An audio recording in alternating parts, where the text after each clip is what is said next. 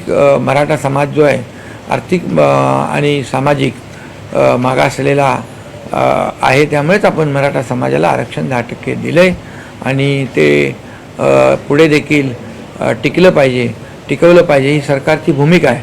आणि त्या उपर देखील ज्या ज्या काही सूचना येतील त्या सूचना देखील सरकार लक्षात घेईल, परंतु जे योग्य आहे, कायदेशीर आहे, जे नियमात बसणार आहे अशा प्रकारची जी काही मागणी असेल त्या बाबतीत सरकार आजही सकारात्मक आहे।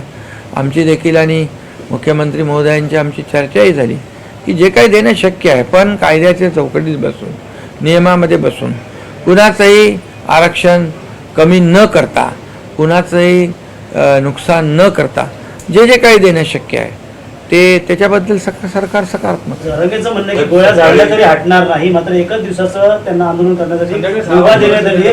जर 5 वाजेनंतर हटली ना तर शिवसेनेची भूमिका सरकार शिवसेनेची काय भूमिका सरकार म्हणून गोळ्या घालण्याचं काम सरकारचं नाही आहे, हे सर्वसामान्यांचं सरकार आहे, सर्वसामान्यांना न्याय देणारं सरकार आहे।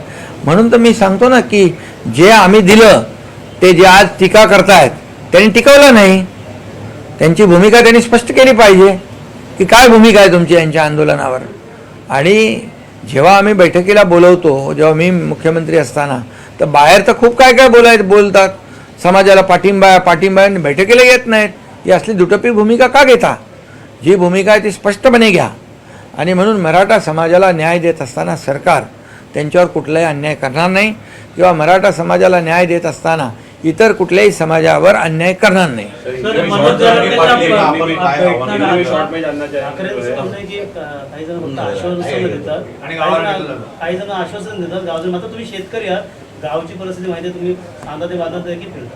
अरे जे आरोप करतायत त्यांनी पहिलं स्वतःच्या गिरेबांमध्ये झाकून बघावं।